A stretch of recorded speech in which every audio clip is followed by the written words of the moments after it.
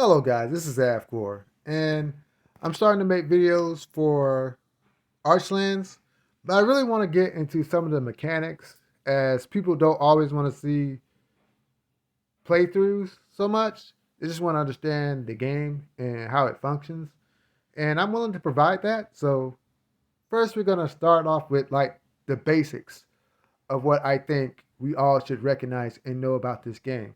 So first, let's start out with the classes. So this is what this video will be about. I want to talk about the classes in general and their function. And later on, I'm going to go into more detail in 6 separate videos about the classes and who actually performs well and different variations on the function of that class. So let's get into it. Archlands is like, how can I say this? There are things that are really awesome about this game that I think people should really recognize. And when you look at the way Landgresser, I will always reference Landgresser because Zelon Games made Landgresser, and that really pushed them into the forefront of mobile gaming. So I'll reference them constantly in the videos that I create concerning Archlands. And the reason I reference Landgresser is because a lot of the systems and mechanics are based on that. Especially with classes, a lot of the things that you see in this game, if you look at Landgresser, you'll say like, "Oh, wow, it's pretty much the same." And then there's things that are absolutely different. With the classes, it's kind of the same, yet it's different.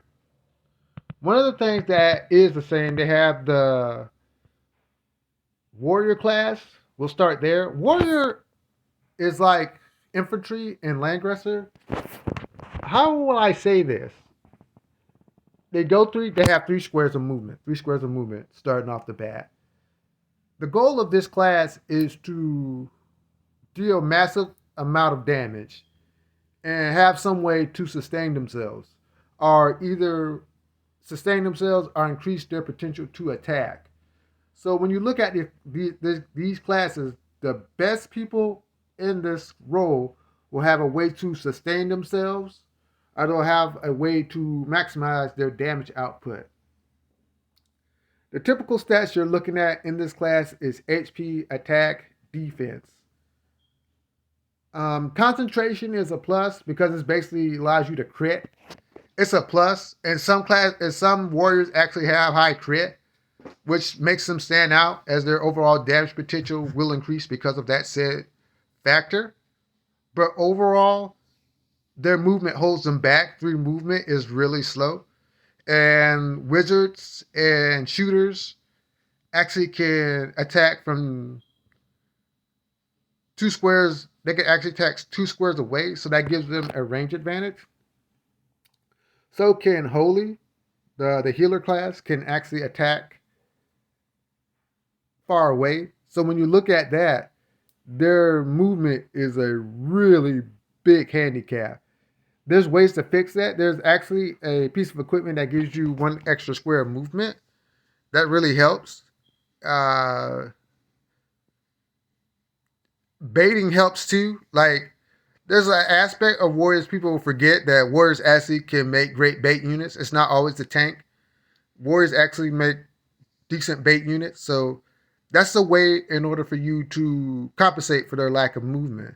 Keep that in mind when you use warriors. There's ways to use them. They're not always to rush up and attack because some of the warriors can't function that way that well anyways. Everybody's not Charlotte, so you have to really think about that. Charlotte can move around the battlefield pretty well after 1 turn and do a lot of damage to people, but not every warrior can do that. And so you have to compensate in strategies concerning that.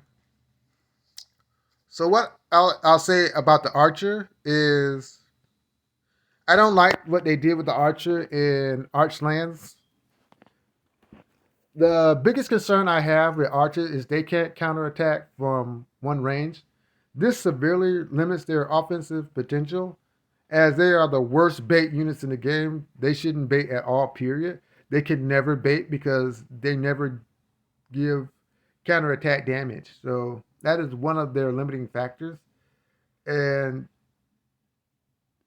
with extra movement, they actually have act against skills. Like the character you see here, he's an R unit, but he actually has an act against skill. So they get access to those skills to even increase their mobility even better. And that's something you have to consider. Like the best in this class will actually have act again. And they'll have skills that allow them to extend past the normal 2 square range. So when you look at their passives should have ways to increase their crit and damage. The stats that you want to invest in this class is HP, attack, and concentration. Because concentration actually increases your crit. So the best archer classes will have attack, HP, and crit at high levels.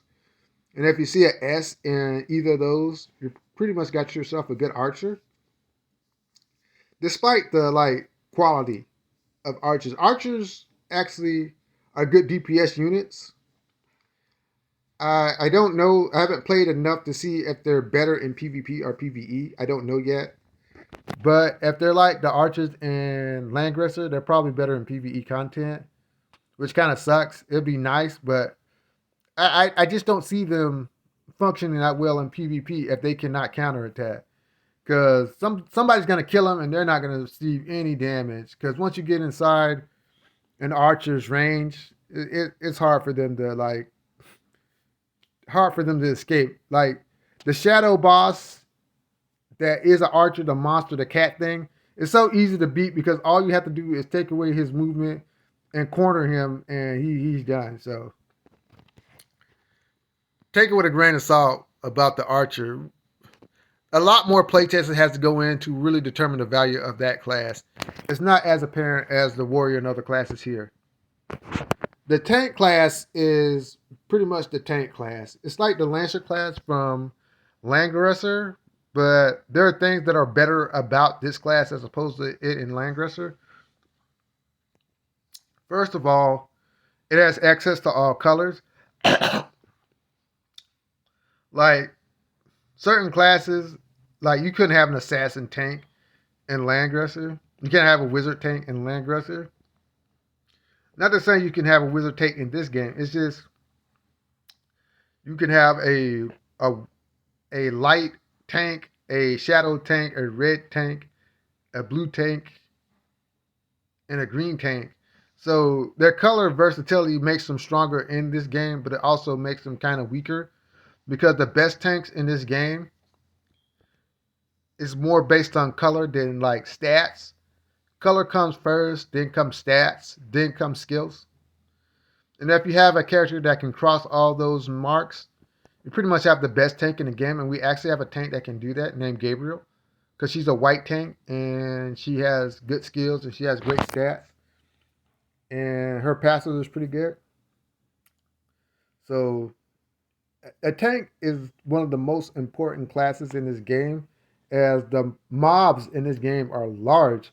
I mean, sometimes you have boards like 15 monsters and somebody's got to take those hits because if you bait, you got to bait in order to get them to move. Sometimes you don't have to bait. And sometimes they have this system where the monsters actually go first. You don't even go first sometimes. I think that's interesting. That the monsters actually go first. And that makes the tank class so much more important. So when you build this class, know that it is a must that you dump as much resources as you can into your tank class. Even over your DPS. Your healer and tank should get the most of your resources. And that's just the way things go. But yeah, the stats you're looking for in this class are HP, defense, and magic defense. Concentration doesn't matter. Magic attack doesn't matter because most of the tanks right now are physical attackers. I'm quite sure that'll change once we get deeper into this game. They'll have a character that's a tank that can deal magic damage. They did it on Landgresser. I doubt they would pass up the opportunity on this game. Excuse me. So it'll be HP, defense, magic defense. And we already have a character that does that, which is Gabriel, who has S in defense, S in magic defense, and S in HP. And Yeah, she's one of the best tanks in the game because of that stat spread. And that's all for right now in tanks. We'll go into deeper detail in another video. Wizards are the most versatile class in the game as they can attack and heal and do AoE damage. So, what you're looking for a wizard to do is damage and support because this class actually, and debuff. I would actually say debuff. And I actually say debuffing is a part of the shooter mechanic as well.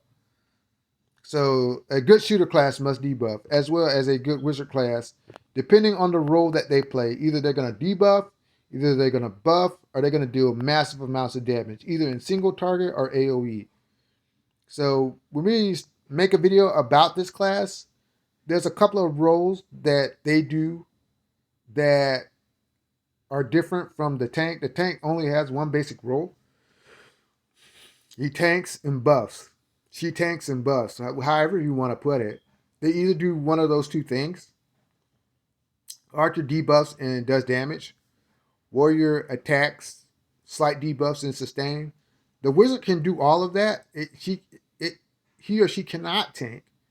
The wizard is a solid bait unit though for magic damage. So when I make the bait video about baiting, which is a lost art that people don't seem to really understand, that the wizard actually is a great bait unit, especially when you can determine that the fact that the enemy that you're facing uses magic attack. Much like the tank, they're great bait units. Much like the warrior, they're great bait units. There's only like 3 great bait units in this game. It's the wizard, the tank, and the warrior. The wizard is unique in the fact that they can bait magic damage. Like a lot of archers don't have high magic defense, but the wizard, good wizard classes actually have that. And the stats you want for a wizard are magic attack, HP, and magic defense. And if you can get it, if you can, solid defense and concentration. Concentration helps single target and AoE wizards deal as much damage as possible landing crits. So this class is pretty versatile, and you gotta know what you want. And that's another thing about the wizard. You gotta know what you want in your team composition. Since the wizard can do so much, not every wizard is good at everything. And you gotta pick the wizard you want for the job you want your team to do. So keep that in mind with the wizard.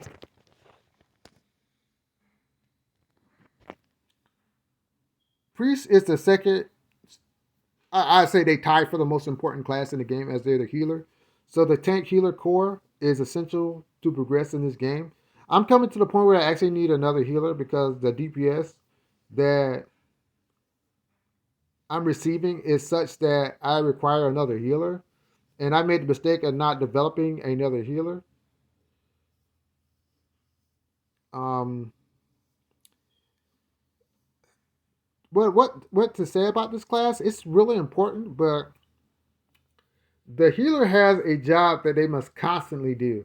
Because the way this game works is you're taking damage every turn. The healer really isn't going to be doing much attacking. So in that aspect, you want your healer to basically heal. They can attack, and on this game, it's weird that the healers actually have very solid magic attack. Excuse me. They can effectively heal and keep the party going. But the best healers in this game will heal and do something else. They'll either heal and passively heal, they'll heal and buff, they'll heal and cleanse, or they'll heal and do damage at the same time. There's some wizards that can do that, not most. So, I mean, there's certain priests that can do that, not most. So, it's not as versatile as a wizard, but in order to be a great healer, you must heal and do something else. And you must heal and you must have AoE heal. AoE heal is becoming more and more important the deeper you get into the progression of this game. So AoE healing is really important, especially in PvP. AoE healing is very important. Like Clefairy, she's probably the best healer in the game because she buffs, she heals, and then she passively heals. So her and she has like act again. Everybody talks about that, but her ability to AoE heal and cleanse is more. It's more important because if you didn't have that and just act again, she wouldn't be as great. Act again is just the icing on top. She's basically just Leanna as far as I see her. They just copy and paste the Leanna formula. But that is what is required of a healer. They have to do something besides healing, the better ones. And if you can't find a healer to do that, that's fine. Not everybody puts money into the game. So as long as they're able to heal and do a little something that comes with their healing, then that's all right. Because we'll talk about in a separate video with the healer video that there are healers that can do that, and they are very much preferred. Last but not least, we'll talk about the Ranger or Assassin class. This class is more for PvP and specified missions that require speed and movement. Going back to the healer real quick, the stats you want on your healer is HP, magic attack, defense, and magic defense. In fact, those are the only 4 stats you really want to worry about. Concentration, not as important.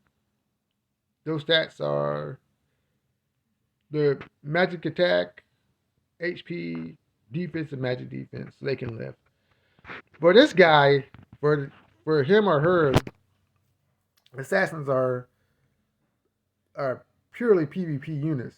They kind of fall short on PvE content, except that requires massive movement and you're on a time limit and you're trying to get to a certain place at a certain time. Then they become like exciting.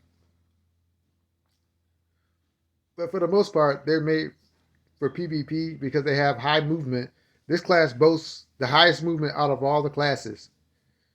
I mean, they're running circles around warriors and tanks. They're running circles around every other class pretty much.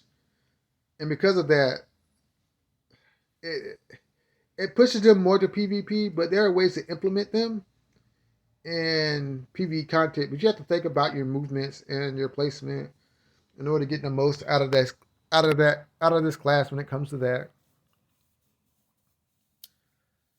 So what do you expect from the assassin? What do you want them to do? You want them, first of all, to damage. They are heavily reliant on their ability to kill things or deal massive amounts of damage.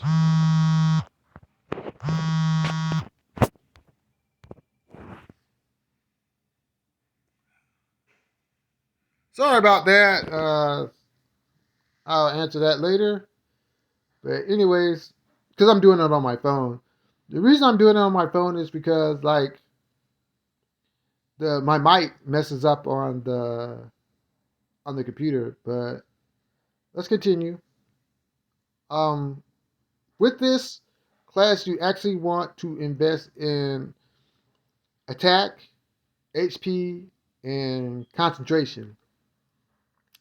The reason for this is this is a pretty frail class. If you play Ranger enough, it's a pretty frail class. There are a lot of situations where when you're fighting like dungeon bosses, they just can't exchange well. Like you hit him and the boss hits you, and you find out that even with color advantage, they do not like exchange well. Warriors and tanks exchange the best, and the assassin or ranger himself does not exchange well. They do not trade blows extremely well with combatants. That's why you want them to have a lot of HP to survive the hit, and then you have to heal them. That's why you want a second healer. If you use a ranger in teams in PvP, a second healer is kind of a must because they need that healer because in order to sustain their damage, they need somebody to constantly heal them because they do not exchange well. They take a lot more damage than any other class. They have paper thin defenses and even magic defenses. So they need a tank and healer. They benefit from the tank healer core more than the archer and the wizard, even the warrior. So Keep that in mind. This class is frail. They're made for PvP. Excuse me. They're made to kill stuff. In PvP, they rock because most good assassins get act again, and they have dodge mechanics so they can avoid damage. Like Simi is like the pinnacle of what you want an assassin or ranger class to do. Act again can pick the target she wants to dodge. She has massive crit and damage mods. So with that in mind, you have to really, really, really think about what assassin you want to build. Um, it's best to go with the free one. She's not that great, but she's an SSR for free, and she can do a lot of the stuff that you're asking her to do. What I will say about this class is the more PvP becomes a mainstay, the more important this class will become. And you should invest in one just to get a feel for how they work and what equipment you should give them and how you should play them.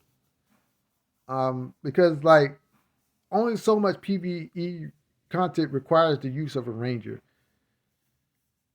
And like me, I played with the ranger, then I stopped, and then now I gotta play with them again for PvP. And like, there's a lot to get familiar with. There's a lot to